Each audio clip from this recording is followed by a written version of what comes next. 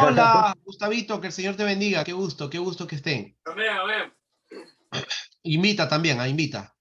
Si van a entrar comiendo, inviten, ¿ah? Ya. Ahorita come. Mejor Castilla nomás, pastor. ¿Ah? Mejor Castilla nomás. Frejol Castilla. Uy. Uy, No, qué eso. rico. Castillo no va Castilla. Ya. Mejor castellano más, pero qué rico. Sí. No invite, porque después en la noche mi esposa me va a botar del cuarto. Güey, sí. Ya. Ok. ¿Ahora sí está grabando? Sí, ¿no es Sí, cierto? amén. Ya está Ya, grabando. perfecto. Ya, me hacen hablar cosas, ya ves. Ya. Eh, entonces, habíamos entrado a lo que era la doctrina de Cristo. Y esto, la doctrina de Cristo, le encontramos en Hebreos capítulo 6, verso del 1 al 2. Ya todo esto lo habíamos visto. Habíamos visto arrepentimiento de obras muertas, fe en Dios, doctrina de bautismo, tanto de agua como del Espíritu Santo. Habíamos visto imposición de manos y ahí nos estábamos quedando en la imposición de manos, ¿no? Entonces, habíamos visto que imposición de manos tiene dos partes. Vamos entonces a imposición de manos.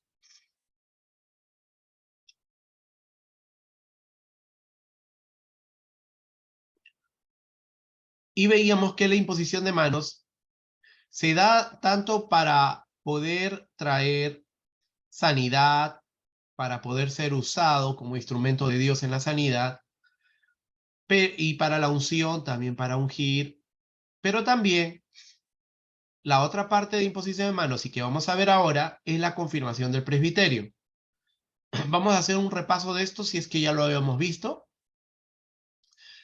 Amén. Y dice, ¿cuál es el significado de la imposición de manos? Es un método bíblico de conferir una bendición divina. Las manos ungidas llegan a ser el canal, vehículo o puente por el cual algo se transfiere de una persona a otra. Son las tres palabras que se identifican con este ministerio: identificación, impartición y confirmación. Vamos a ver cada uno de estos puntos. ¿Qué es la confirmación? Vamos a partir por el punto C. ¿Qué es la confirmación por la imposición de manos? Confirmación por la imposición de manos es el medio por el cual los miembros de la iglesia son arraigados, fortalecidos y establecidos en la fe de Jesucristo. Esto es para creyentes que han experimentado el arrepentimiento, bautismo en agua y el bautismo en el Espíritu Santo. Un ejemplo lo tenemos en Hechos 15:32. Judas y Silas, como ellos también eran profetas, consolaron y confirmaron a los hermanos con abundancia de palabras. Otro versículo está en Hechos 14, 21, 22. Volvieron a Listra, a Iconio y a Antioquía, confirmando los ánimos de los discípulos, exhortándoles a que permaneciesen en la fe. Entonces, aquí vemos dos ejemplos de cómo se imponían las manos para confirmación. ¿Y a quiénes nos dice que se le impone la mano? A aquellos que han sido ya, que son ya miembros establecidos en la congregación. O sea, como decíamos en la clase anterior, no podemos imponer mano a cualquier persona. No podemos imponer mano al hermano que recién llega a la congregación. No podemos imponer mano a aquel que ha recibido a Cristo en ese día y nosotros rápidamente imponer manos. ¿Por qué? Porque primero se tiene que ver su testimonio. Primero esta persona tiene que no solo recibir a Cristo, sino también haberse bautizado y dice aquí lo que estamos leyendo es que también ha debido de tener una experiencia con el Espíritu Santo, ¿no? Entonces, nosotros debemos de tener cuidado en ese sentido. Esto lo estábamos hablando la vez pasada. Ahora vamos a ver el siguiente punto. ¿Qué se entiende por la imposición de manos e impartición profética? Sería el punto B, impartición. En el Antiguo y Nuevo Testamento, Dios usaba al ministerio de liderazgo a través de la imposición de manos y profecía para impartir y confirmar ministerios y dones espirituales. Ojo, presten atención, ya no es solamente a una persona por el tema de establecerlos en la congregación cuando ya son miembros activos de la congregación, cuando ya pasaron ese periodo de que son de la iglesia o no son de la iglesia, ellos ya se confirmaron como miembros de la iglesia, se consolidaron. Muy bien, pero ahora vamos a ver a aquellos miembros que van a tomar un ministerio dentro de la congregación. Y dice aquí, en el Antiguo y Nuevo Testamento, Dios usaba al ministerio de liderazgo a través de la imposición de manos y profecía para impartir y confirmar ministerios y dones espirituales. O sea, cuando una persona va a entrar a un ministerio específico, llámese el ministerio de la alabanza, el ministerio del diaconado, el ministerio de damas, el ministerio de nuevos convertidos, el ministerio de la escuela dominical, tantos ministerios que hay dentro de la congregación, se nombra a estos hermanos. Estos hermanos obviamente ya son miembros activos de la iglesia, o sea, ya en algún momento se ha confirmado a ellos con la impartición de manos, pero ahora se va a impartir manos sobre ellos para que puedan trabajar sobre ese ministerio. Muy bien. Vemos aquí, por ejemplo, Deuteronomio 34:9. ¿Qué nos dice Deuteronomio 34:9? Por favor, Jonathan, ¿puedes leerlo? Deuteronomio 34. Deuteronomio 34:9. Deuteronomio 34:9. Amén, dile. Sí, ahí está. ¿Ahí está? Sí, está. No, 34:9. 34. ¿Dónde está? Aquí está, 34:9. Allá. Y Josué, hijo de Num, fue lleno del espíritu de sabiduría, porque Moisés había puesto sus manos sobre él, y los hijos de Israel le obedecieron e hicieron como Jehová mandó a Moisés. Perfecto. Entonces estamos viendo aquí en el caso del Antiguo Testamento cómo Moisés le pasa a Josué el liderazgo. Recuerden que en ese momento Moisés ya estaba dejando de ser líder del pueblo de Israel. Quien iba a tomar el liderazgo del pueblo de Israel era Josué, y entonces Josué es lleno del espíritu de sabiduría, o sea, está recibiendo un don. ¿De quién está recibiendo ese don de sabiduría? De Moisés. ¿Por qué? Porque había puesto sus manos sobre él. Amén. Entonces, no es el único caso que encontramos. Lo podemos encontrar también en el libro de Reyes, cuando Eliseo recibe la unción de parte de Elías, ¿no? Y esto lo vemos que a través de su capa él puede recibir esa unción, ¿no? Entonces, eran diferentes formas como podía impartirse la unción que uno tenía, y también otorgar los dones espirituales. Muy bien, sigamos. Hechos 3:3 nos dice, habiendo ayunado y orado, les impusieron las manos y lo despidieron. ¿A quién? Muy bien, vamos a leer Hechos 3:3 en el contexto, no solo este versículo, porque, bueno, vemos que a alguien se le impone la mano, pero que queremos saber quién es. Entonces vamos a leer el contexto. Le toca a mi hermano Alfredo. Por favor, Alfredo. Desempolva tu Biblia y vamos a abrir. Hechos 13:3. Vamos a leer desde Hechos 13. Hechos 13. Amén. Perdón.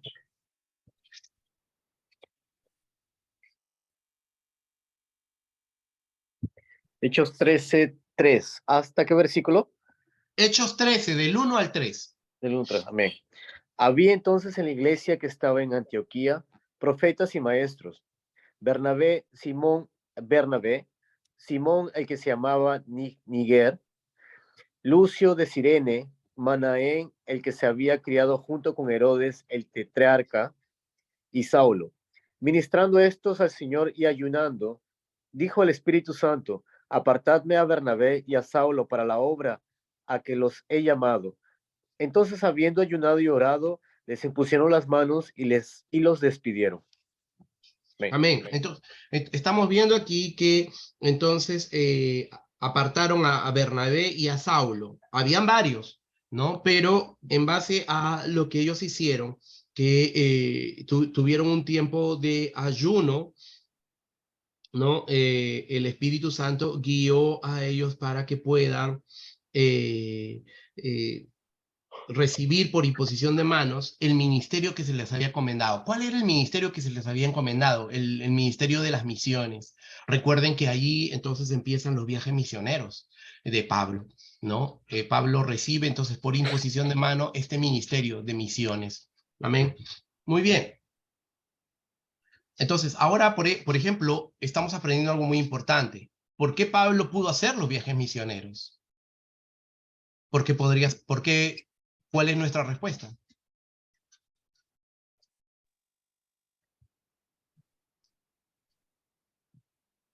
¿Alguien? ¿Por qué Porque Pablo? porque el Espíritu Santo lo envió. Claro, porque el Espíritu Santo le dio el don de misiones, le otorgó ese ministerio, ¿no? O sea, Pablo pudo hacer los viajes misioneros no porque él quería, no porque tuvo la intención, sino porque el Espíritu Santo lo apartó y le otorgó ese ministerio de misiones. ¿Se dan cuenta? Hemos aprendido ahorita un punto muy importante que no lo sabíamos. Sigamos. Punto 4. ¿Hay más de una confirmación para el creyente? Sí. Hay pasos en la confirmación que pueden ser experimentados uno por uno. Se compone de 3 categorías. Confirmación simple, confirmación por palabra profética y confirmación en la ordenación. Vayamos a ver cada uno de ellos. ¿Qué es la confirmación simple? Le llamamos catecismo, ¿no? O lo que estamos recibiendo como estudio, teología básica. Después que el nuevo creyente ha tenido un periodo de instrucción en las verdades básicas de Cristo en la Biblia, debe haber un reconocimiento público de que él ya entiende lo que se requiere de él como discípulo. Al final del curso de teología básica, habrá un culto de imposición de manos para aquellos que han captado y entendido las doctrinas enseñadas. Esta experiencia ayudará a establecer al creyente en la fe del Señor Jesucristo, tanto públicamente como personalmente, ¿no? Bueno, tanto pública como personalmente debería ser ahí. ¿Qué quiere decir esto? Quiere decir que cada uno de los hermanos que termine el curso y esté capacitado para poder ejercer la enseñanza de lo que han recibido, entonces va a recibir la imposición de manos. Ahora, ¿lo reciben todos los que han terminado el curso? No necesariamente, porque hay algunos hermanos, a mí me pasó, por ejemplo, cuando yo estudié el curso de teología básica, no todos habían asistido regularmente, uno. Otros solo querían tener el título, ¿no es cierto? Entonces, siempre hay eso. Y pues, aunque se les dan el título, pues no le otorgan la capacidad para enseñar porque solo trabajaron para el título, pero luego se olvidaron del tema, ¿no? Entonces, lo que nosotros debemos de hacer por eso es esforzarnos en poder no solo terminar el curso, porque eso sería un saludo a la bandera, sino estar preparados verdaderamente para poder enseñar a otros, ¿no? Ahora, recordemos que en un tema, por ejemplo, viene a mi mente, de electricidad.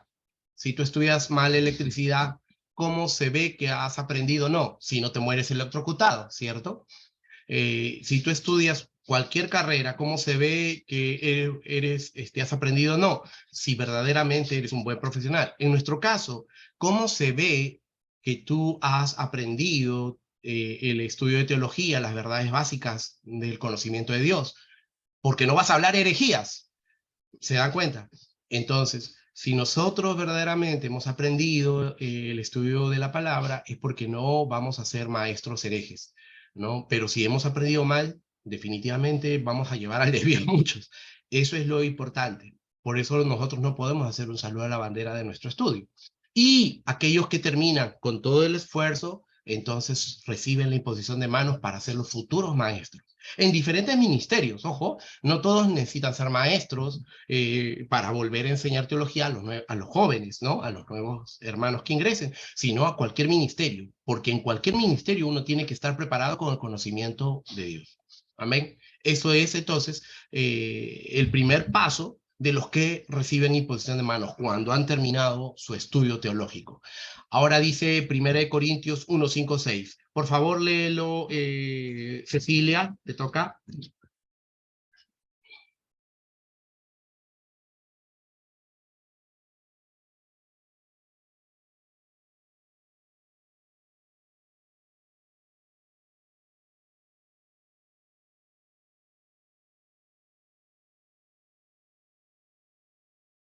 Hermano, no se le escucha.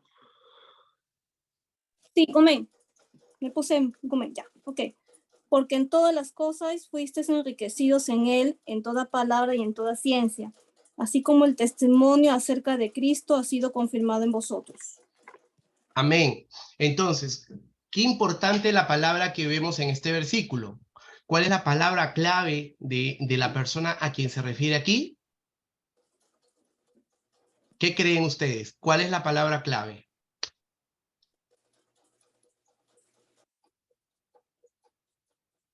A ver, Jonathan, ¿cuál crees que es la palabra clave? Alfredo, ¿cuál crees que es la palabra clave? Cecilia, ¿cuál crees que es la palabra clave? Susei, ¿cuál crees que es la palabra clave? No vale copiar. Conocimiento. Conocimiento. Ya, Alfredo, no vale copiar.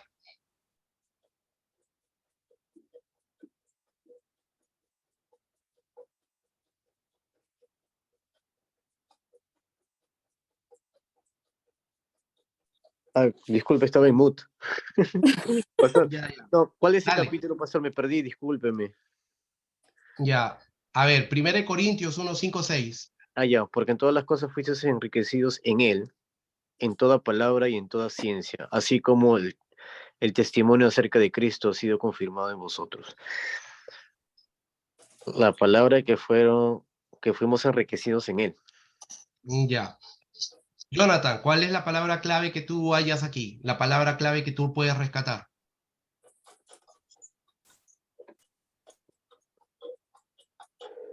No te escucho. Testimonio. Ya. Para Jonathan es testimonio. Susei. Que Cristo ha sido confirmado en vosotros. Ok. Pues la palabra clave es testimonio, ¿no? Bien, Jonathan. ¿Por qué? Miren lo que dice, ¿no? Porque en todas las cosas fuisteis enriquecidos en él. O sea, nosotros hemos sido enriquecidos en muchas cosas por él, por Cristo. En toda palabra, en toda ciencia, en muchas cosas, así como el testimonio acerca de Cristo ha sido confirmado en vosotros. Todo lo que hemos sido enriquecidos, para nosotros, eso se hace un testimonio. El testimonio de Cristo en nosotros. Entonces, por eso nosotros tenemos que conocer de Dios, porque todo lo que conozcamos de Dios se guarda en nuestras vidas y luego eso se hace un testimonio para nosotros. Nosotros somos, por eso se dice, testimonios vivos de Cristo, ¿no? Porque somos enriquecidos en todas las cosas por Él. Todo lo que recibimos de Él hace que nosotros lo reflejemos en nuestra vida, en nuestro día a día. ¿Y qué cosa es eso? Nuestro testimonio. ¿Ok? Perfecto. Muy bien. Sigamos. Segunda de Timoteo 3:14. Pero persiste tú en lo que has aprendido y te persuadiste, sabiendo de quién has aprendido, ¿no? Esto le dice Pablo a Timoteo.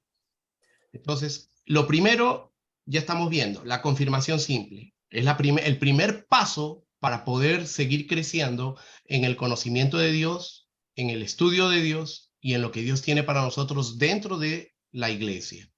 El segundo punto sería confirmación por la palabra profética, presbiterio. Presbiterio, la palabra presbiterio significa maestría, maestro, ¿no? Presbítero es maestro, ¿okay? Aquel que enseña, enseñanza. Muy bien, entonces, esta experiencia es para aquellos que están preparados para iniciarse y funcionar en un ministerio espiritual para el Señor. Los diferentes ministerios que les comentaba hace un momento. Un presbiterio de ministros probados, preferiblemente ministros visitantes usados en esta capacidad y que no son de la iglesia local, impondrán las manos sobre el candidato y por medio de sabiduría divina y palabra profética darán a cada creyente una palabra que puede ser de exhortación o ciencia o consejo y confirmación de su llamado y o servicio, así como impartición de dones espirituales. Algo similar a lo que habíamos leído en Deuteronomio cuando Moisés hizo en Josué, pero en este caso son ministros que no conocen a los, ¿cómo se les puede llamar? Acá dice, a los creyentes, a aquellos que son los que van a ejercer un ministerio, al candidato, ¿no? Ahora, recuerdo mucho que en mi caso, cuando me iban a ordenar como pastor, vinieron ministros de diferentes nacionalidades, bueno, porque había una conferencia en la iglesia, ¿no? Entonces yo fui ordenado en medio de una conferencia. Y pues nuestros pastores principales también estuvieron presentes, pero también estuvieron ministros de diferentes lugares y cada uno tenía una palabra profética y comenzó a dar dones espirituales. Entonces, eso es mucho de bendición. Recuerdo mucho que aquí nosotros hemos tenido la oportunidad de ordenar a un pastor, al pastor Ernesto, ¿no? de Nagoya, de la iglesia Tsuta. Entonces, cuando lo ordenamos, luego de que él terminó el estudio de teología básica, también en ese momento no solo estuvimos nosotros, los que le habíamos enseñado, sino estuvieron otros pastores, ¿no? Que profetizaron sobre su vida y todo. Entonces, eso es lo hermoso del ministerio de Dios, que no solo un pastor está allí, sino que hay otros pastores que son parte también del cuerpo de Cristo que están ministrando. ¿Ok? Primera de Timoteo 4:14 dice, no descuides el don que hay en ti, que te fue dado mediante profecía con la imposición de manos del presbiterio. Ahora, esto quiere decir también que, por ejemplo, ustedes pueden en algún momento recibir una palabra profética, imposición de manos, en diferentes momentos. Puede ser una conferencia, no necesariamente de la iglesia, y reciben entonces palabra profética. Eso guardan ustedes en su corazón sabiendo que es el Espíritu Santo que ya está preparándolos para un ministerio específico. Según de Timoteo 1:6 nos dice, por lo cual te aconsejo que avives el fuego del don de Dios que está en ti por la imposición de mis manos, ¿no? Pablo hablándole a Timoteo también, para que él pueda ejercer un mejor liderazgo. Nota, esta experiencia debe realizarse solo después de un tiempo designado al ayuno y oración. Entonces, aquí hay un tema clave, ¿no? Ayuno y oración. Nadie que está, pues, sin ayuno y oración puede tener una verdadera revelación del Espíritu Santo.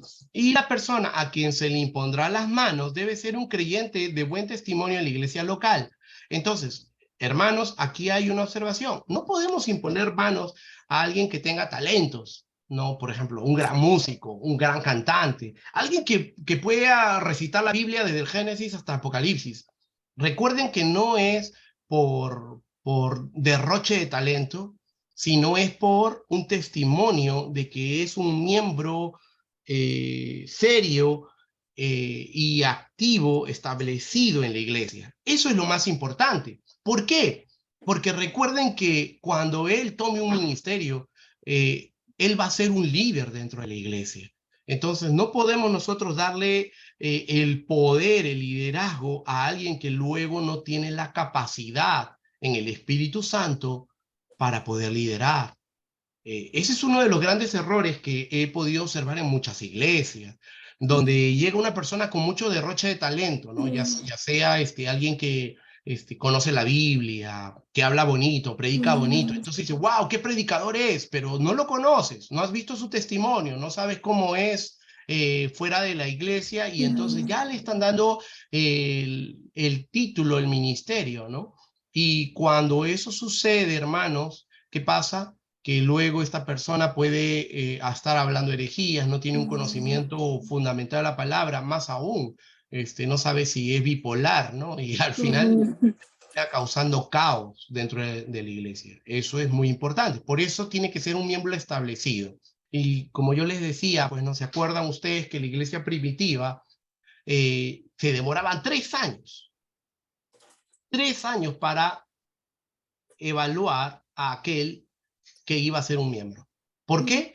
Porque ante tanta persecución que existía en esos tiempos, la iglesia no tomaba a la ligera de que hoy una persona que se había bautizado, había recibido a Dios, podía luego, cuando viniera la persecución, delatarlos o entregar a toda la congregación que estaba oculta, ¿no? ¿Okay? Muy bien, sigamos. No impongas con injerencia las manos a ninguno. Esto nos dice 1 Timoteo 5:22. Esta experiencia es solo para ser ministrada en la iglesia local, no en una reunión privada o culto no autorizado en la iglesia. Y tercero, confirmación en la ordenación al ministerio. Esto ya es para el pastorado, ya es para liderazgo dentro del cuerpo de Cristo. La ordenación es para aquellos que están dedicados al ministerio, habiendo dado pruebas del mismo. El presbiterio impone sus manos. Presbiterio quiere decir los maestros, los ancianos, impone sus manos sobre la persona, separándole y ordenándole en el ministerio de Jesucristo, confiriéndole las funciones y autoridad ministerial. Amén.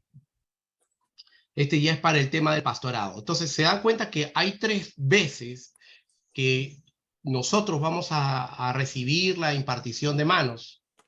La primera, cuando hayamos terminado nuestro estudio de teología y seamos estudiantes sinceros y firmes. Segunda, cuando se nos prepare para entrar a algún ministerio. Y tercero, para entrar al pastorado. Hechos 6:6, a los cuales presentaron ante los apóstoles, quienes orando les impusieron las manos. Hechos 13:1-4, ya lo hemos leído. 5, ¿debe ser confirmado todo creyente? Sí. La confirmación es el medio que el Espíritu Santo emplea para hacer conocer la voluntad de Dios a nosotros. De esta manera no seremos desviados por falsas doctrinas y podremos vivir limpiamente haciendo la voluntad de Dios. O sea, todos debemos de ser confirmados en ese sentido. ¿Qué significa eso? Que todos debemos de llevar el estudio de los rudimentos fundamentales de Cristo. Romanos 1:11. Porque deseo veros para comunicaros algún don espiritual a fin de que seáis confirmados. Romanos 12:2. ¿Qué nos dice Jonathan? Por favor, léelo. Le toca a su 6, ¿no? A su 6. Romanos 12:2. Amén. No os conforméis a este siglo, sino transformaos por medio de la renovación de vuestro entendimiento, para que comprobéis cuál sea la buena voluntad de Dios, agradable y perfecta. Amén. Gracias. ¿Qué quiere decir esto? No os conforméis a ese siglo, o sea, no nos conformemos con prédicas, ¿no? No nos conformemos con lo que escuchamos. Debemos ir más allá. Y el ir más allá significa no solo oír, sino también leer, estudiar, ¿no? Por eso dice, sino transformados por medio de la renovación de vuestro entendimiento, ¿no? O sea, nosotros tenemos que llegar a ese punto de poder entender, interpretar las palabras, la palabra de Dios. ¿Amén? Sí. Pastor, justo estaba tocando un tema con Susei y mi suegra. Se habla de que debemos nosotros alimentarnos de la palabra, ¿no? Leyendo la palabra, no estudiando la palabra. Y justo de repente sonará de repente algo tonto, pero en caso de los ciegos, eh, en caso de los ciegos, se puede, o sea, yo digo pues, ¿no? Se pueden escuchar la Biblia en audio, es una forma de alimentarse también. Hay Biblia en braille. Pero hay ciegos que no saben leer braille. Bueno, los ciegos que no saben leer braille, que me parece que son los que, digamos, estarían en los Andes o en lugares así muy pobres, pues claro, ¿no? Tendrían que solamente aprender escuchando, ¿no? Ujú. Pero ¿es válido aprender escuchando o...? Si eres ciego y no sabes braille, ni modo. O sea, es como una persona como nosotros.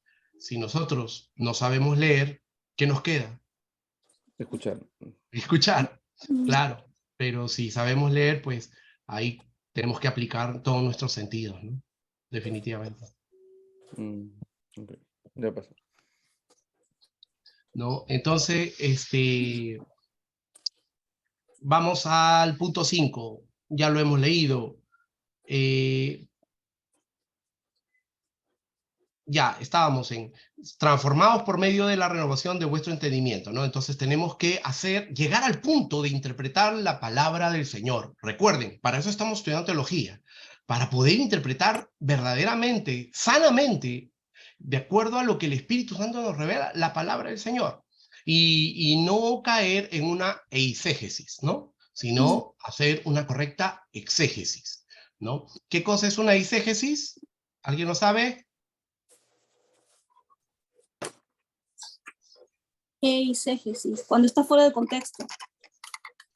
Eisegesis es una interpretación fuera del contexto, cuando fuerzo la interpretación a mi conveniencia, ¿no? Y muchas veces escuchamos prédicas donde los pastores, para querer dar su posición de interpretación, van a hacer eisegesis, van a presionar los versículos, los van a manipular de tal manera de que van a querer que esos versículos quieran dar a entender lo que ellos están predicando, pero no necesariamente tiene fundamento ese versículo con la explicación de la prédica.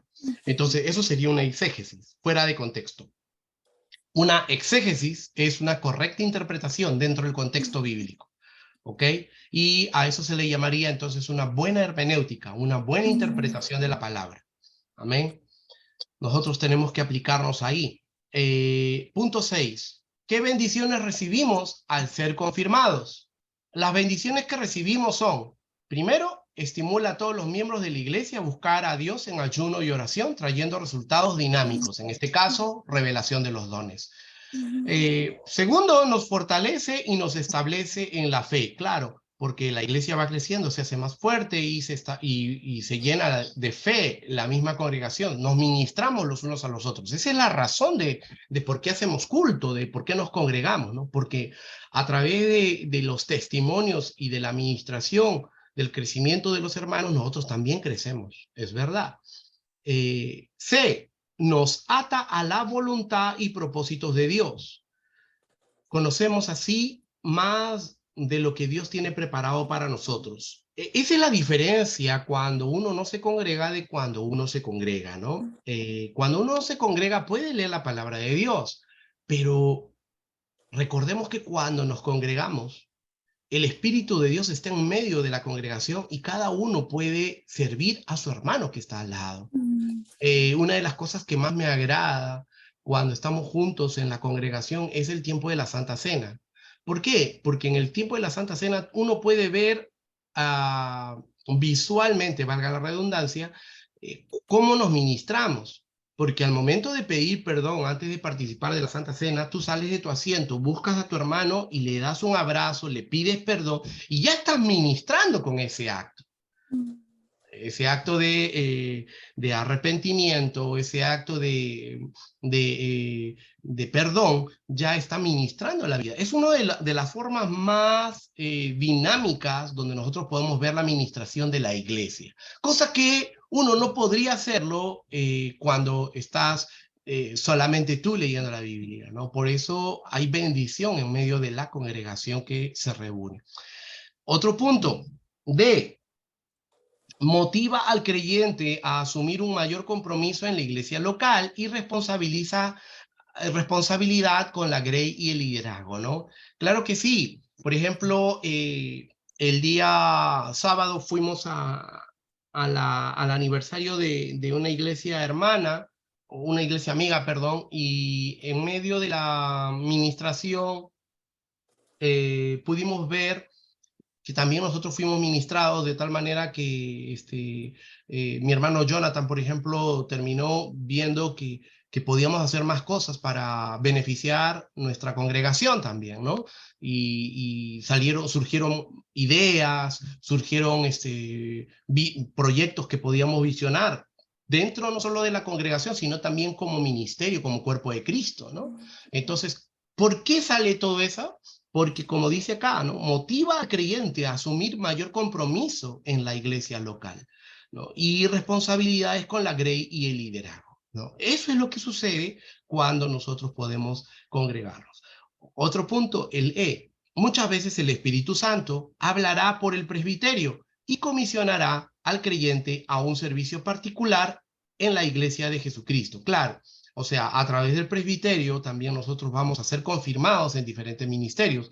Recuerdo mucho que a través del presbiterio a mí me dijeron, ¿sabes qué? Vas a ir a estar en el grupo de alabanza y en el coro de la música y todo, ¿no? Y eso es por nuestros hermanos mayores, nuestros líderes que están siendo usados por el Señor y nos guían sabiamente, ¿no? Lo único que uno tiene que hacer en este caso es sujetarse, ¿no? Ahora, el punto F, capacidad para militar la buena milicia. ¿Qué significa esto? Pues militar la buena milicia es un sinónimo de decir que estamos en la sana doctrina, ¿no? La mala milicia sería estar en herejía. Pues nosotros tenemos que estar en la sana doctrina. Nos capacita para estar en la sana doctrina. G, revela necesidades especiales por las cuales orar. También sabemos que hay ministración para poder orar por nuestros hermanos. H, ayuda a revelar y enfatizar los diferentes ministerios y funciones del cuerpo. Claro, como les decía hace un momento, el cuerpo de Cristo dentro de nuestra iglesia local o dentro de nuestra grey no solo es uno, no solo es el ministerio pastoral, sino hay muchos ministerios. Los ministerios claves, como son el ministerio de enseñanza, el ministerio de la escuela dominical, donde se preparan a los futuros pastores, los futuros adoradores, los futuros miembros de la congregación. La escuela dominical es clave, es un ministerio clave, el ministerio de niños.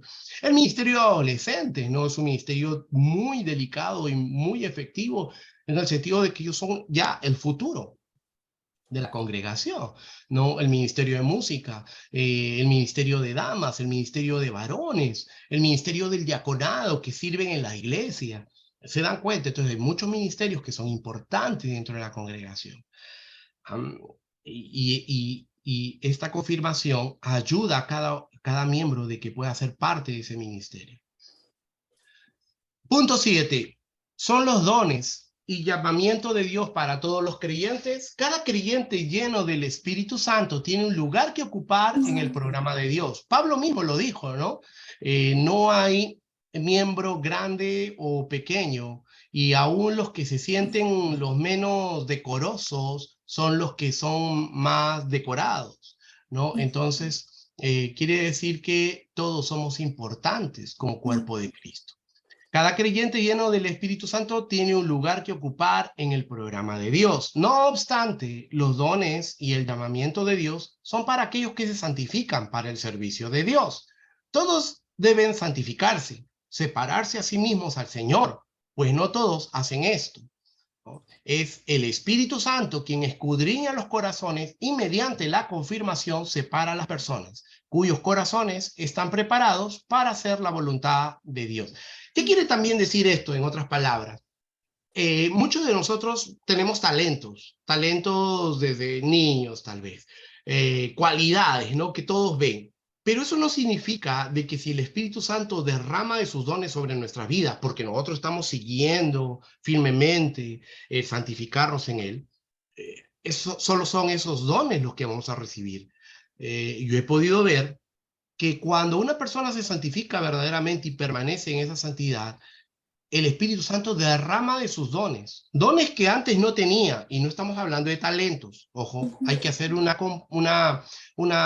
diferenciación entre talentos y dones. Talento es algo que tú tienes innato, ¿no? Jonathan, por ejemplo, tiene el talento de los audiovisuales. Susei tiene el talento de la decoración. De la creatividad en las tortas, Susei es muy eficiente en muchas cosas. Cecilia también tiene el arte creativa, es un talento, ¿no?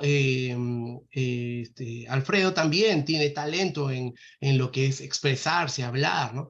Ahora, esos talentos muchas veces van a ser usados por el Espíritu Santo, pero también el Espíritu Santo, cuando estamos santificados, derrama sobre nosotros dones.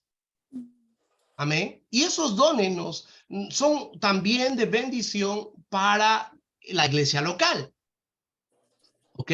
Entonces, yo quiero que ustedes entiendan que nosotros no estamos limitados solo a los talentos que tenemos. Cuando el Espíritu Santo nos toca, nos usa con sus dones y pueden ser diferentes dones. O sea, dime un don, Jonathan, que te acuerdes. El don de profecía. Don de profecía. O sea, el Espíritu Santo, si tú te mantienes en santidad, firme en la palabra, en el conocimiento de Cristo, Él puede derramar sobre tu vida don de profecía. Ahora, ese don de profecía puede ser específico en un tiempo para una necesidad que la iglesia local está pasando, o puede ser constante, ¿me dejo entender? Mientras te mantengas en santidad, ¿no? Si el problema viene aquí, ¿no? Porque muchas personas y ahí vienen el tema de las sectas. Muchas de las sectas se han creado porque estas personas que eran líderes de estas sectas eran cristianos como tú y yo, como nosotros. Pero ¿qué pasó? Que ellos se mantuvieron en santidad en un momento, recibieron ese don comenzó a trabajar en ellos, pero ellos dejaron la santidad. Cuando dejas la santidad, la comunión con Dios, ¿qué pasa? El ser humano piensa que todo lo que sueña, que todo lo que habla, ya es revelación de quién? Dios. De Dios. Y es allí donde viene el problema. Como yo les decía la vez pasada, ese fue el problema de Elena White, que creó la secta de los adventistas, no diciendo que Cristo ya vino, Cristo ya vino. El mismo problema lo tuvo los mormones, que ahora son secta, con John Smith, su líder, que también era un cristiano, ¿no? Un puritano, de los primeros que llegó en Estados Unidos. Parecido a los Amish, a todos estos grupos, ¿no? Que se separan para mantener su fidelidad a Dios, pero al final reciben la unción del Espíritu Santo a través de un don, pero luego pierden su santidad y piensan que ellos siguen en el Espíritu Santo y siguen hablando, aunque sea un sueño, ellos piensan que todos los sueños que ellos sueñan vienen de Dios. Ese es el gran problema. Recuerdo una vez que tuve un joven, el joven se bautizó, lo bautizamos, lo bauticé, y luego estuvimos en la iglesia donde apoyaba, estuvimos enseñándole los rudimentos básicos de la fe. Pero sucede que dentro de esa iglesia donde estuvimos apoyando, nosotros nos retiramos, porque el Señor nos había revelado que la iglesia iba a caer, ya estaba cayendo en herejía. Hablé con el pastor, le dije, pastor, las cosas no están yendo bien. Le hice ver, el pastor me dijo, yo soy el pastor aquí, esta es mi casa, y ese era el problema, era su casa. La iglesia era su casa. Entonces, él había metido a su hija que estaba en adulterio, la trajo en adulterio con el que estaba conviviendo, que no era su esposo, y pues al meterlos ahí, los niños perdieron el cuarto de la escuela dominical. Ya no teníamos más cuarto de escuela dominical, pero todos veían la situación, la relación adúltera que estaba ahí al fondo de la iglesia. Entonces, cuando le hicimos ver al pastor que esto no era saludable para la congregación, pues el pastor se cerró. Como padre, podría entender ya, pero antes que padre uno tiene que ser siervo, pues, y ahí fue el problema. El tema fue que cuando nosotros salimos al mes siguiente, la iglesia se cerró. La iglesia se cerró, hubo problemas, todo. Y el joven que les contaba que lo habíamos estado preparando y todo, había sido bautizado, volvió a fumar. Volvió, ya no comenzó con negar. Lo comencé a visitar, ¿no? Porque sentía que era un joven muy querido para mí, como un niño, un hijo espiritual. El tema fue que cuando llegaba a verlo todos los sábados para seguir enseñando la palabra, él seguía fumando, seguía sus vicios. Y me decía, pero pastor, el Espíritu Santo me habla. Y siempre me acuerdo de ese caso, ¿no? Porque me decía, él le fumaba, estaba en sus vicios, estaba en fornicación, pero él decía que el Espíritu Santo le hablaba. Perdió la noción de que era verdaderamente el Espíritu Santo. Y en medio de sus vicios y pecados, él creía que el Espíritu Santo le hablaba. La palabra de Dios es bien clara.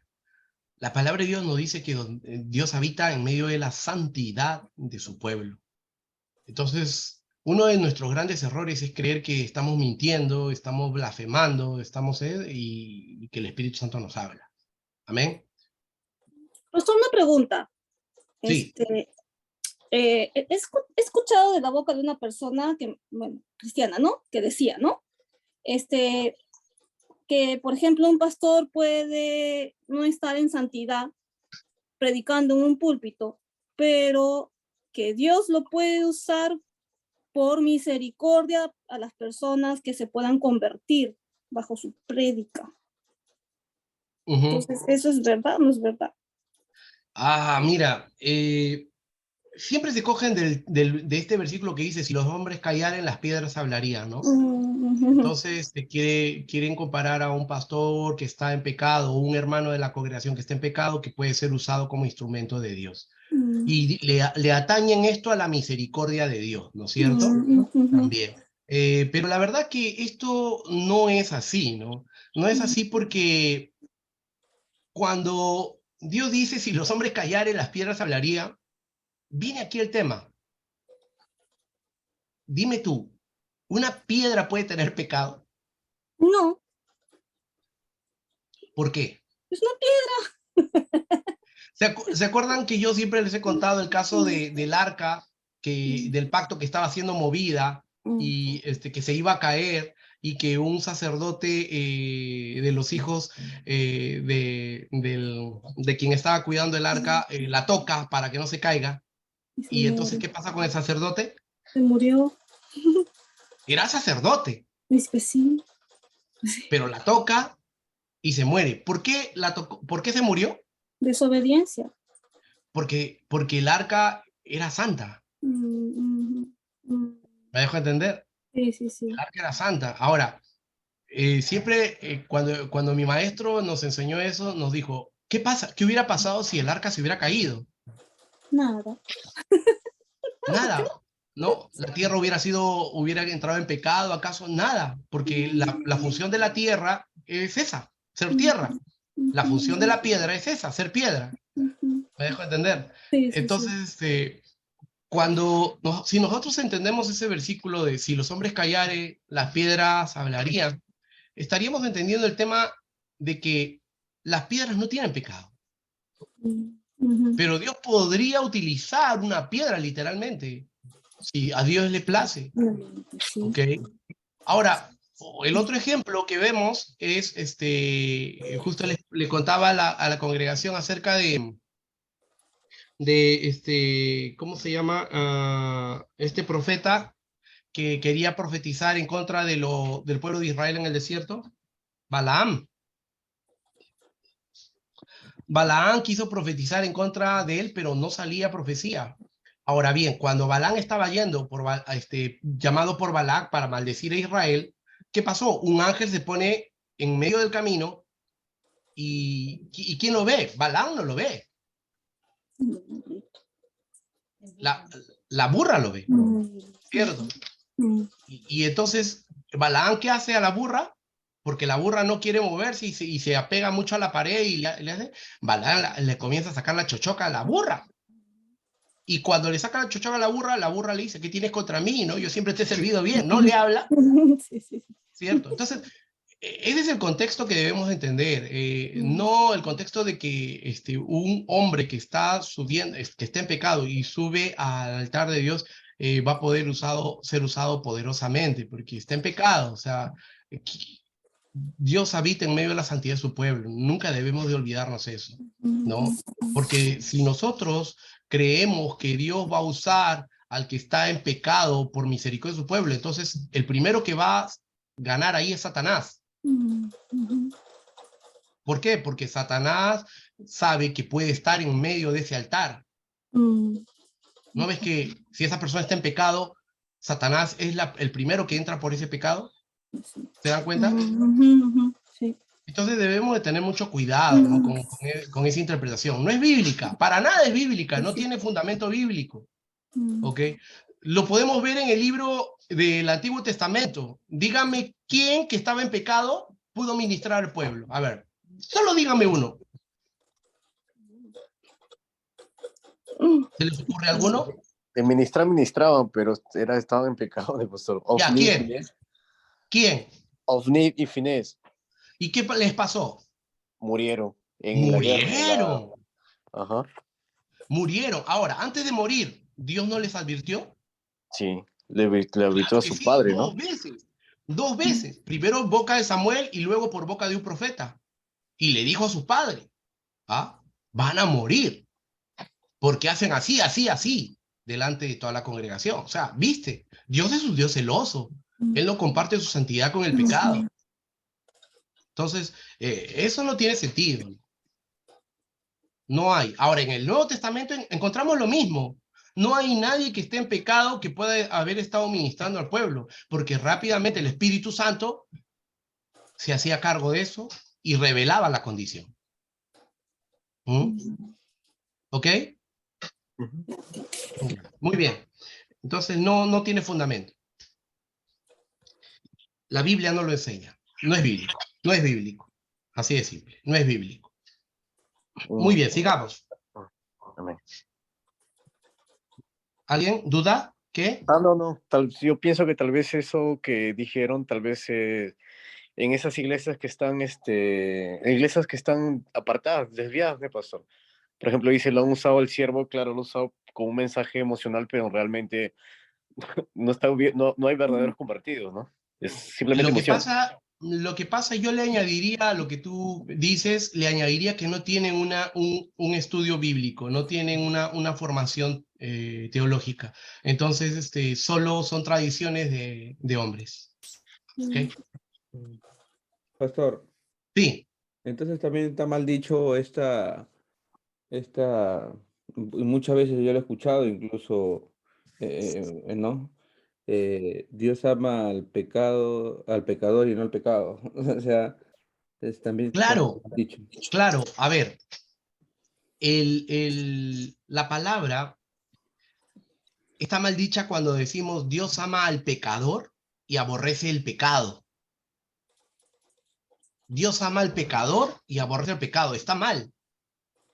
Lo que falta a esa frase sería, Dios ama al pecador que se ha arrepentido.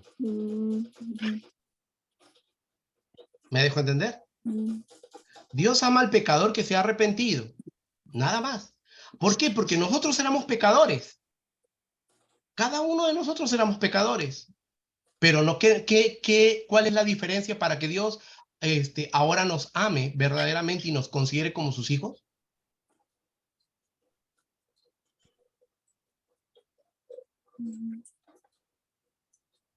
Arrepentimiento. Claro, no, que nosotros nos arrepentimos, por eso ahora somos hijos y no criaturas. Porque si bien es cierto, dice la palabra, y acuérdense de esto, porque de tal manera amó Dios al mundo que ha dado a su Hijo unigénito, ¿cierto? Nosotros podemos entenderlo esto desde 2 puntos. Si dice la palabra, porque de tal manera amó Dios al mundo que ha dado a su Hijo unigénito, ¿quiere decir entonces que Dios ama a los pecadores? No, Dios ama a su creación. Amén. Dios ama a su creación. ¿Por qué? Porque fuimos hechos a su imagen y semejanza. Sí, Dios nos ama como su creación, pero aquella creación que está en pecado, Dios aborrece el pecado. Y eso lo podemos encontrar en diferentes versos bíblicos. Uno de los mejores ejemplos que viene a mi mente es el ejemplo de Isaías. Cuando Isaías tuvo esta revelación y estuvo delante del trono de Dios y dijo, ay de mí que soy muerto, porque mis labios son inmundos, ¿se acuerdan? ¿Y qué pasó en ese momento? Dios le dijo, Dayobu, porque yo te amo. No. Rápidamente un ángel fue, pegó un carbón y se lo puso en la boca. ¿Para qué? Para cauterizarlo. ¿Qué significa cauterizarlo? Limpiar. ¿Ok? Entonces, no, pues, ¿no? Esa frase tampoco es bíblica, ¿cierto? Porque si la buscamos en la Biblia no hay. Y si queremos entender o buscar de dónde sale, la mejor forma que vamos a entender es que Dios ama a aquel pecador que se arrepintió. ¿Mm? Y de esos. los ejemplos somos cada uno de nosotros. Porque nosotros, aún siendo pecadores, Cristo murió por nosotros. Pero ¿cuál es la diferencia? De que nosotros por fe le reconocemos y nos arrepentimos. Esa es la diferencia. Pero que uno vive en el pecado y no se arrepienta, y Dios lo ama, ¿de qué estamos hablando, cierto? Entonces sigo pecando, si igual Dios me ama. Amén. Pastor, entonces, se podría también, por ejemplo, que Dios tiene misericordia del pecador. Claro, ¿Eso? Dios tiene misericordia del pecador. Pero no quiere decir que lo ama, ¿no? Sino que Dios como que le está dando oportunidad. Así es. Cada uno de nosotros recuerden que estábamos muertos en el pecado, pero fuimos rescatados por Dios. ¿Por qué? Por su misericordia, ¿cierto? Él envió su Espíritu Santo. Ese es el primer acto de amor. ¿Y qué hicimos nosotros? Nos arrepentimos y ahora estamos aquí, Amén. ¿no? Entonces ahora, pues somos sus hijos y Él nos ama, definitivamente, con amor eterno. ¿No? ¿Ok? Bien, sigamos. Es un tema bien interesante. O sea, hay muchos versículos que nos pueden ayudar a fundamentar ese tema para poder entenderlo en parte, ¿no? Sigamos. Todos deben santificarse, separarse a sí mismos al Señor, pues no todos hacen esto. Es el Espíritu quien escudriña los corazones y mediante la confirmación separa a las personas cuyos corazones están preparados para hacer la voluntad de Dios. Así es, cada uno de nosotros está preparado para hacer la voluntad de Dios. El Espíritu Santo va a derramar sobre nosotros dones a la medida que nosotros vivamos en santidad. ¿Ok? No crean que nuestros talentos lo es todo, no. Nuestros talentos solo es la punta del iceberg. Los dones son lo que verdaderamente va a conmover a la iglesia de Cristo donde nosotros estamos. Y para eso necesitamos vivir en santidad. Primera de Corintios 2:10, que nos dice, pero Dios nos las reveló a nosotros por el Espíritu, porque el Espíritu todo lo escudriña, aún lo profundo de Dios. Qué lindo, ¿no? Porque el Espíritu Santo es Dios, el Espíritu Santo conoce lo profundo de Dios, porque es Dios. Entonces, definitivamente, a través del Espíritu Santo, nosotros podamos tener esas revelaciones, ¿ok? Recibir esos dones, aún conocer los atributos que Dios comparte para con nosotros, sus hijos. Salmos 139, 23, 24. Examíname, oh Dios, y conoce mi corazón, pruébame y conoce mis pensamientos, y ve si hay en mí camino de perversidad, y guíame en el camino eterno. ¿Se puede imponer manos sobre cualquier persona? No. Cuando se impone las manos sobre una persona, hay impartición. Si la persona no se ha arrepentido, el que está imponiendo las manos se identifica con el pecador, por lo tanto recibe de su impureza. Tengamos cuidado, ¿no? Muchas veces, por ejemplo, ha sucedido que cuando una persona no está verdaderamente en la comunión con Dios y sale adelante, como un lobo tal vez vestido de ovejas, ¿no? Porque quiere recibir como Simón el mago, y uno toca la cabeza de esta persona, puede sentir la maldad que hay en él, puede sentir el pecado que hay en él, ¿no? Y eso, pues, definitivamente nos conmueve a nosotros que estamos en santidad. Por lo tanto, no podemos impartir las manos sobre las personas que no están en comunión con Dios. Ahora, debemos entender una cosa también. Hay personas como nosotros que tenemos nuestras luchas. Por ejemplo, mi carácter, tengo que luchar con mi carácter, ¿no? Pero reconozco delante de Dios mis pecados, mis errores, y estoy luchando con ellos. ¿Me dejo entender? O sea, no bajé la guardia, no dije, yo tengo este vicio y pues ya, ni modo, así estoy. Shoganai, ¿no? Vivo con él. Ay, qué rico, ¿no? No. ¿Me dejo entender? Si no lucho cada día, es mi flagelo y yo le pido a Dios que como el apóstol Pablo decía, ¿no? Me ha bofeteado 3 veces, pero le he pedido a Dios y me ha dicho, bástate mi gracia porque mi poder se perfecciona en la debilidad. Entonces, una cosa es que nosotros estemos luchando aún para ser liberados, pero mantenemos igual nuestra lucha en pie, no nos hemos rendido ante ese vicio. y entonces nosotros recibimos impartición de mano, ¿no? Es una cosa diferente a la que tú impartes mano a una persona que está en maldad, que está en pecado, pero que simplemente sale adelante por ser figuretti, sale adelante porque, bueno, no sé, tiene intereses que no es verdaderamente divino, ¿no? No es verdaderamente consagrarse a Dios, ¿ok? Entonces hay que tener cuidado. Según de Pastor, Timoteo 5:22. ¿Alguien dijo algo? sí, pastor. Entonces, cuando oremos por una persona que está así nuestro delante, si es una persona pecadora, no le podemos poner la mano ni en el hombro, ni en la mano, ni en el brazo, ni en ningún lugar. Lo que pasa es que si tú estás orando por esa persona, tú puedes tomarle la mano si esa persona está orando, quiere orar, ¿no? Pero lo normal es que pues esa persona clame a Dios y tú estás a su lado asistiéndola, pero tocarla, salvo que sea tu hijo, tu hija, ¿no?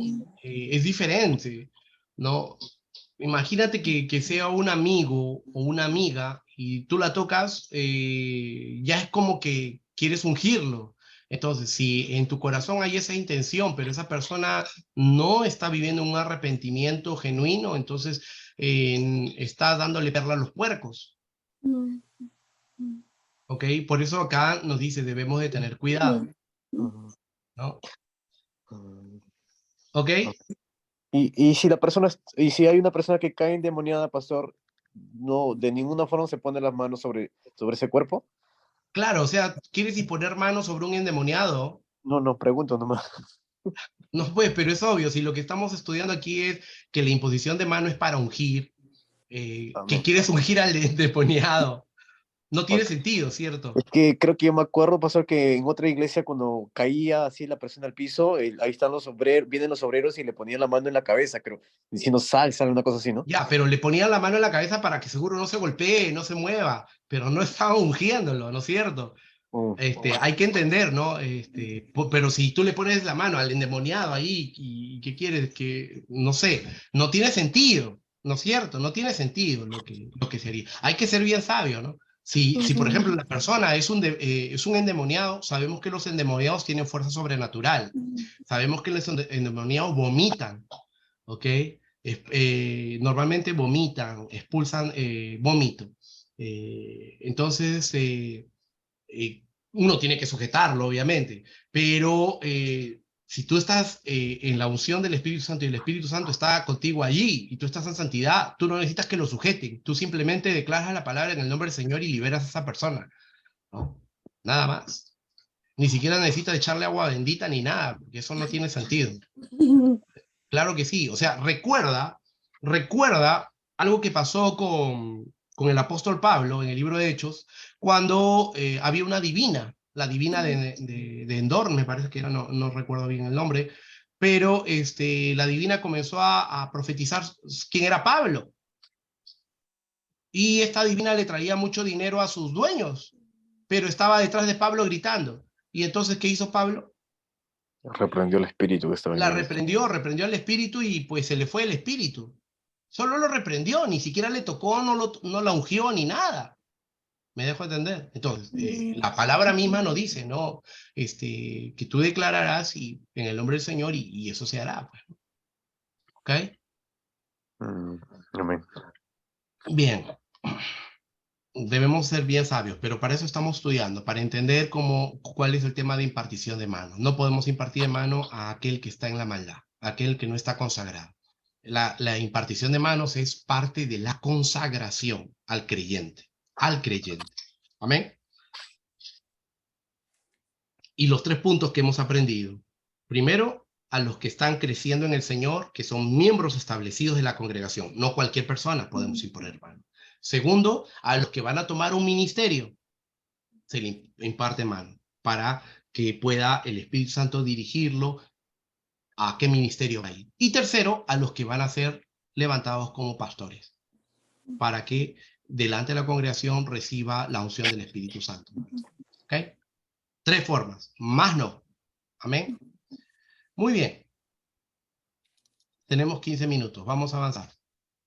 Una Capítulo última 40. pregunta quería hacer, Pastor Dayobo. Ya, habla. Y por ejemplo, si en caso se dé una oportunidad y vamos de visita a una iglesia y en esa, por ejemplo, esa vigilia viene un pastor y pone las manos encima, ¿Dayobo lo dejo? Sí, Le dejo que ore por mí con la mano si con su hay mano. un culto, sí, si hay un culto donde nosotros vamos, ¿no? Y entonces el Espíritu Santo guía a un siervo del Señor a imponer manos sobre tu vida para profetizar, pues tú recibes, porque estamos en un culto del Señor. La palabra de Dios nos dice, donde hay 2 o 3 reunidos en mi nombre, estoy yo en medio de ellos. Entonces, es ahí parte de la administración. Lo que estamos estudiando ahorita nos enseña que sí, ¿ok? Amén. Porque a través de ello, una persona que no te conoce, pero está siendo utilizada por el Espíritu Santo, va a guiar al ministerio donde tú vas a llegar. Sí. Amén.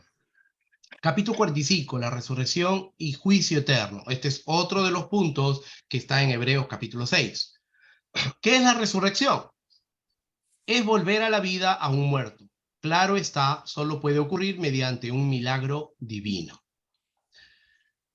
Registros de la Biblia de alguien que fue levantado de los muertos, hay varios. La Biblia registra siguientes resurrecciones. En el Antiguo Testamento, el hijo de la Sunamita, el hombre moabita, Moisés. Entonces, aquí, por ejemplo, estamos viendo que Jesús no fue el primero que resucitó, ¿cierto? Amén. ¿Cierto? Amén. Pero, ¿cuál es la diferencia? Que no murió más. ¿Cuál es la diferencia? Ujú, ujú. Añadiendo a lo que dice nuestro hermano Alfredo, ¿cómo resucitó? Esa es la diferencia. O en cuerpo glorificado. En Cuerpo gloria. glorificado. Esa es la diferencia. Ujú, Mientras todos ellos resucitaron y volvieron a morir, ¿cierto? ujú. Jesucristo ya no muere más. Es lo que se cumple en el libro de Apocalipsis. Los que han leído el libro de Apocalipsis, en los últimos versículos que nos dice, ya no habrá más llanto y ya no habrá más. Tristeza. ¿Y qué más? Llanto y tristeza. Dolor. ¿Y qué más? Dolor, llanto, tristeza. Ujú. No sé, no me acuerdo. Ya no habrá ¿No más. se Odio, acuerda? odio, odio. Odio. No. No, estoy adivinando. Están adivinando. Ya, Dice, vamos a buscar. el espíritu y la novia dice, amén. Sí, ven, Señor Jesús. Que no me acuerdo, dice así, ¿no? Ya, Pero, miren. Esto lo encontramos en Apocalipsis 21. Busquen Apocalipsis 21.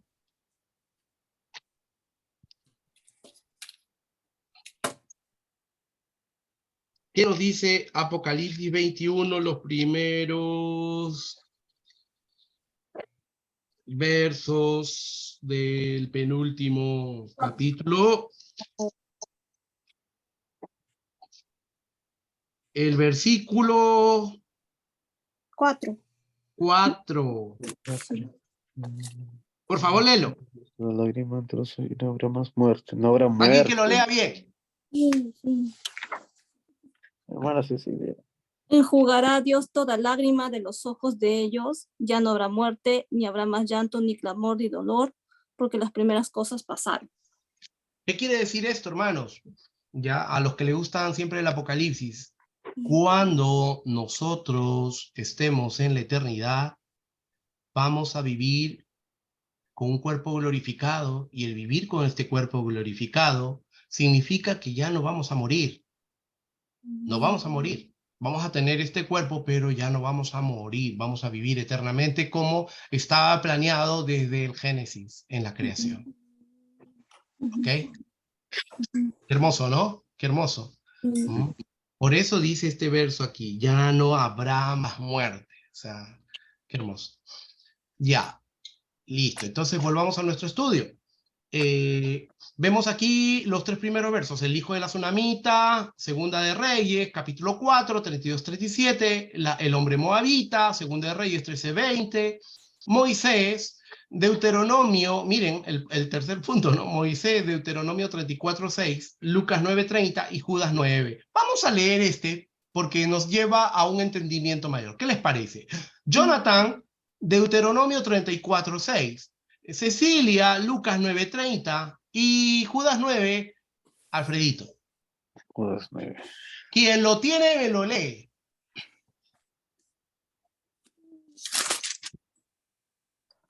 Judas 9.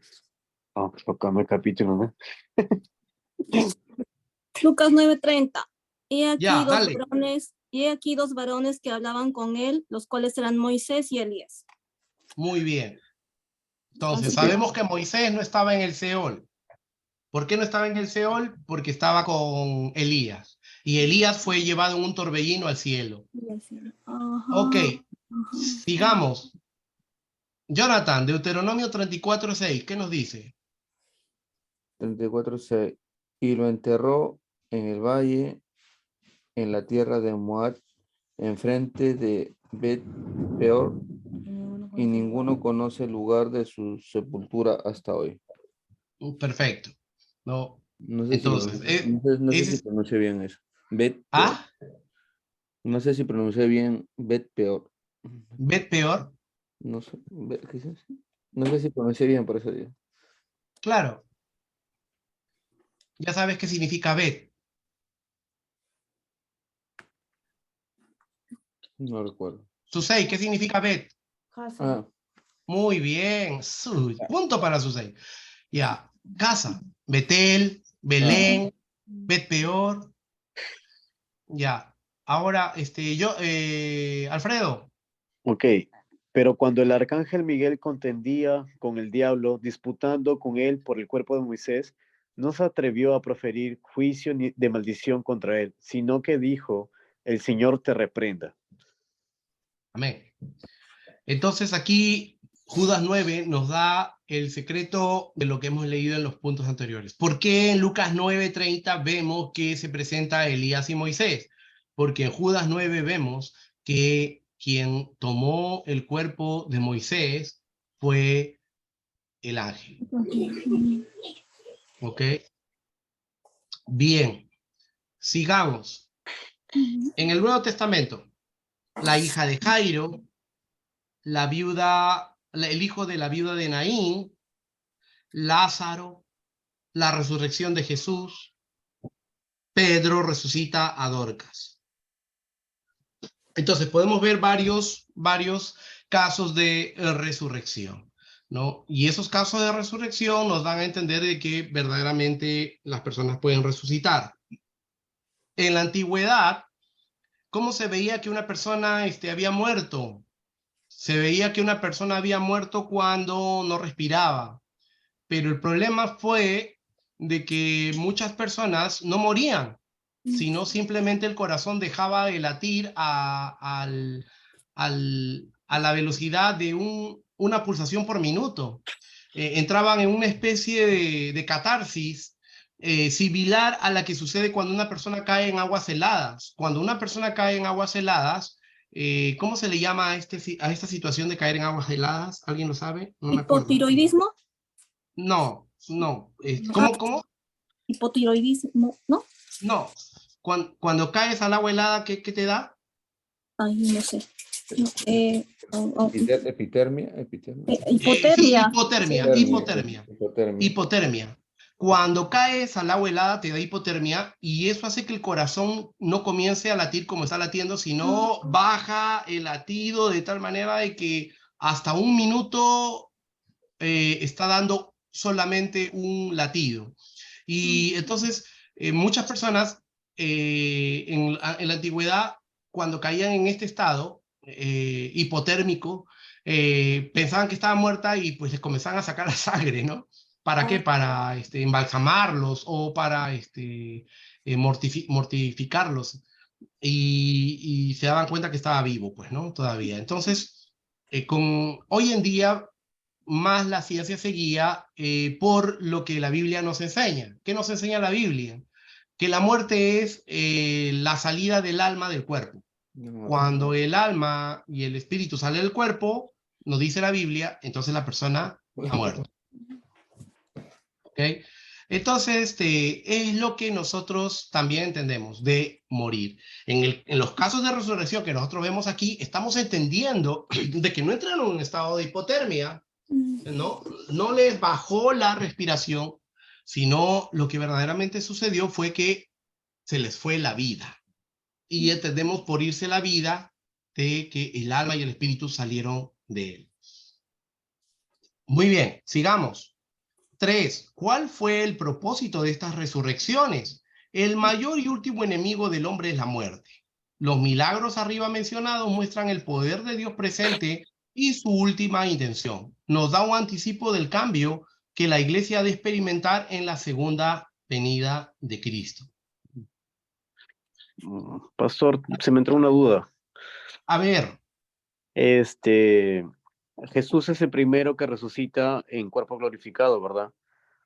Pero Moisés, exactamente la Biblia no dice que resucita, pero con la aparición a Cristo, él supuestamente está con cuerpo glorificado también. Y si él no dice la resucitó, Biblia. No, porque recuerda que no es el único que tiene esta situación de resurrección. Podríamos imaginar que él resucitó y está en el paraíso, podríamos pensar eso, pero la Biblia no nos enseña que él resucitó con cuerpo glorificado. ¿Ok? No nos dice eso la Biblia. Ahora, es muy posible que la vida volvió a él, pero en el día del juicio, entonces él va a tener un cuerpo glorificado. ¿Amén? El mismo caso para el primero que caminó con Dios. ¿Quién fue? Enoc, Enoc. Adán. Adán no. Enoc. Enoc. ¿No es Ok. cierto? Ahora, el mismo caso que fue para Elías. Ellos, pastor, una pregunta. ¿Sí? Ellos, bueno, ellos no conocieron la muerte, ¿no? Entonces, ¿ellos fueron en carne o solo fueron en espíritu? Porque si subieron, el cuerpo subió con ellos, ¿no? Así es. Así es. Porque la Biblia nos menciona, por ejemplo, en el caso de Enoc, que caminó con Dios. ¿No es cierto? Entonces podemos entender que en cuerpo subió, pero no en cuerpo glorificado. Ojo. ¿Por qué? ¿Por qué no puede subir en cuerpo glorificado? Porque todavía Jesucristo no había hecho el sacrificio. ¿Se dan cuenta? ¿No? Ahora, el mismo caso sucedió con Elías, porque estamos hablando antes de Jesucristo, antes de que el Cordero Santo pueda expiar el pecado de la humanidad de la manera perfecta. Amén. ¿Y qué cuerpos son esos, pastores, lo que tiene Elías y Moisés? Pues es un cuerpo terrenal,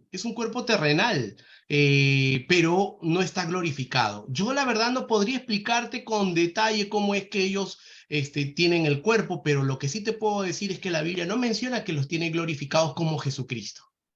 Amén. Amén. Porque mira la observación, ¿no? En el caso, por ejemplo, de Moisés y de Elías, ellos no tuvieron tanta delicadeza para digamos, hacer esta resurrección o esta presentación cuando estaban con Jesucristo. Se le presentaron, pero en ningún momento dijeron, no me toques porque estoy glorificado, cosa que Jesucristo sí lo dijo. Jesucristo sí estaba con el cuerpo glorificado y él mismo les enseñó. ¿Me dejo entender? Entonces, eso es diferente. Ahora, lo que yo entiendo es que cuando nuestro Señor venga como juez, todos vamos a ser juzgados, dice la palabra de Dios. Todos. Desde Adán hasta nosotros. ¿Ok? Ahora, ¿qué pasa con los santos que murieron en la fe de Cristo? Pues todos están en el paraíso, como ese ladrón, ¿cierto? Pero ¿qué nos dice la palabra de Dios? Que todos vamos a ser juzgados. Y allí, entonces, cuando tengan la sentencia de cada juicio, es que cada uno recibirá la glorificación de su cuerpo de acuerdo a la sentencia que Dios le dé. Y nosotros también vamos a estar ahí. ¿Ok? Amén. Es lo que la Biblia nos enseña. Más podríamos especular nada más, pero no podríamos atrevernos a decir mucho más, ¿no? Yo, por ejemplo, les digo esto porque es lo que la Biblia nos enseña. No nos enseña que ellos fueron en cuerpo glorificado, mas sí nos dice que Jesucristo fue en cuerpo glorificado. Entendemos que hasta después de Jesucristo, quien lo resucita es Dios a través del Espíritu Santo. Él es resucitado de esa manera. ¿Ok? Pero ese ya es otro estudio de la cristología en la resurrección. Por eso se dice exaltado en gloria. Muy bien, sigamos. 4. ¿Cuál es la doctrina de la resurrección del cuerpo? Las escrituras nos enseñan que Dios levantará a los muertos, a los muertos, los cuerpos, debería ser acá. Dios levantará los cuerpos de todo hombre en el día postrero. Juan 5, 28, 29, ¿qué nos dice? No os maravilléis de esto. Jesús lo dice. Porque vendrá hora cuando todos los que están en los sepulcros oirán su voz, y los que hicieron lo bueno saldrán a resurrección de vida, mas lo que hicieron lo malo a resurrección de condenación. Esto es interesante. Yo no sé si ustedes lo entendían, pero va a ser así.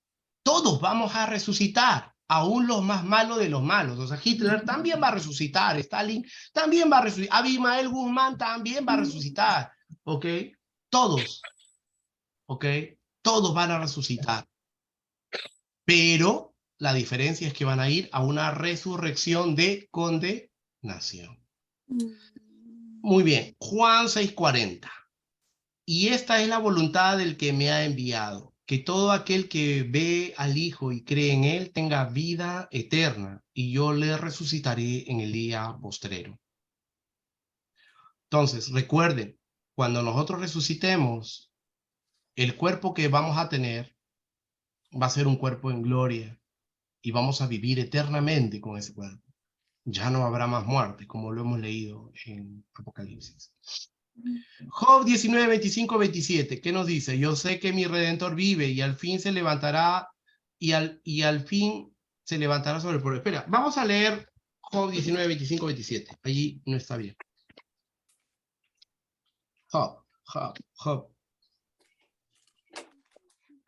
Job 19. 25. Yo sé que mi Redentor vive y al final se levantará sobre el polvo. Y después de deshecha mi piel, aún en mi carne veré a Dios. Qué profético, ¿no? Qué profético este versículo que dice Job. Y aún después de deshecha mi piel, aún en mi carne veré a Dios. ¿No? Yo siempre he pensado, en base a esto, de que aún hay pastores, ¿ya? He escuchado pastores, por ejemplo, hoy en día, con este tema del coronavirus, creo que ya se los había contado, que decían, no pueden cremar a los muertos, que este y que el otro. ¿Y cuál era la justificación de que ellos impedían cremar a los muertos? Porque decían que después, cómo sus huesos van a ser reencarnados, ¿no es cierto? O sea, ellos piensan que necesita que haya huesos para que Dios regenere su carne. ¿Ustedes qué piensan? No, pues. ¿Dios tiene limitación? Sí, somos hechos de polvo, ¿no?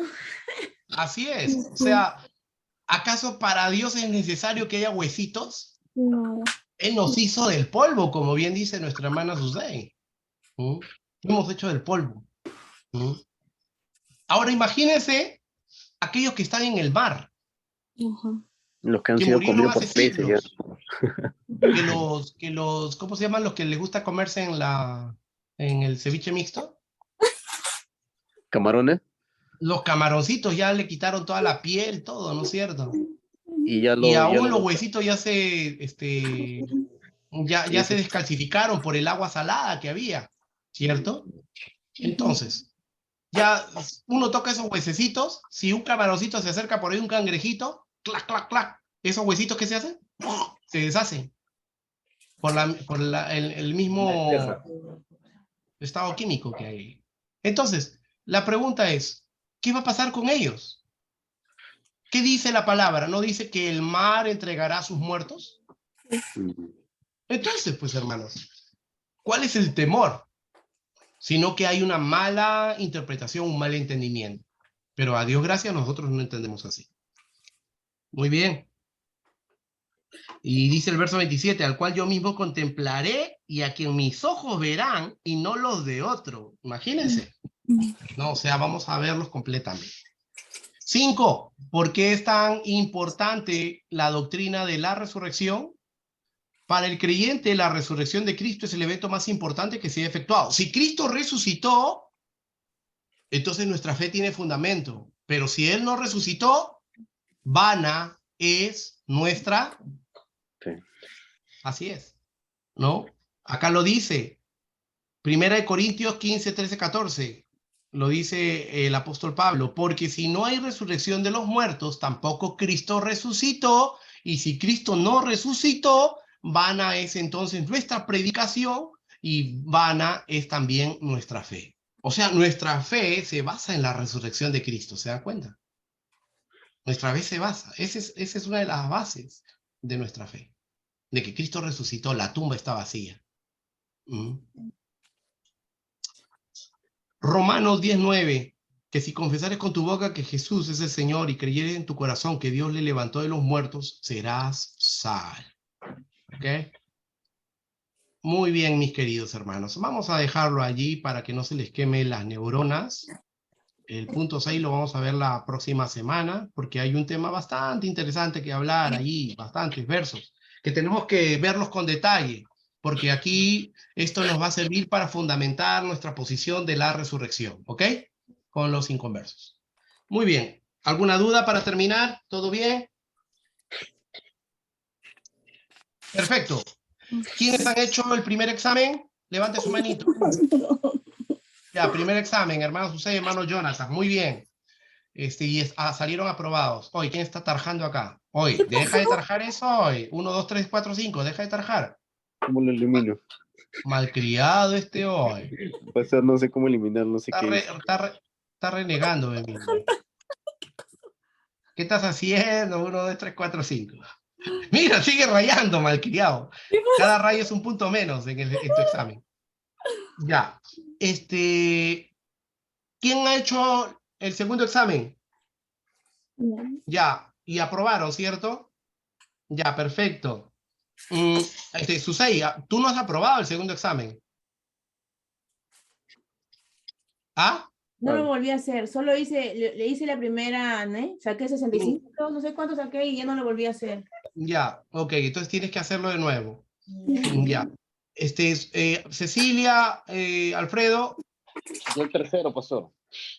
Ya, pero el primero y el segundo nada, todavía no has hecho. No lo hice porque me dio miedo salir desaprobado. En el tercero probé guiriguiri, pero con las repeticiones ya llegué a 95. Ya, vamos a ver, vamos a sacar la media de tus ejercicios, pero te animo a que hagas el primero y el segundo, pues, pero hazlo estudiando, ¿no? Hazlo con el libro. Recuerden que tienen que hacerlo con el libro, no lo hagan así solos. Ya, Cecilia, ¿para cuándo? Después del Día de la Madre, o menos hay. Ya pensé que me ibas a decir después de Navidad, ¿qué es eso? Día de la Madre, gomen. Ay, sí, ya. Ya, está bien, gambate, da yo, sé que tienes tus chambitas. Ok, muy bien, vamos entonces a orar, hermanos. Cualquier duda, por favor, me llaman, estamos en contacto, amén. Ok. Bendito Padre, gracias, Señor, por este tiempo. Guárdanos, protégenos, Señor, danos buen descanso, Padre. Te agradecemos, Señor, por haber iluminado nuestro camino con tu palabra. Te pedimos, Señor, que todo lo que hemos aprendido quede guardado en nuestros corazones y pueda ser usado, Señor, para bien de enseñanza a nuestros hermanos, Señor, y a aquellos que combaten contra tu palabra, Padre. En el nombre de Cristo te lo pedimos. Gracias, bendito Señor. Amén. Bien, amados, que el Señor me los bendiga, entonces cuídense mucho, ya estamos coordinando. Amén. Que para el Señor, hermanitos, buen descanso. Buen día, hermanos. Bye bye. Descanso. Bye bye. No, no.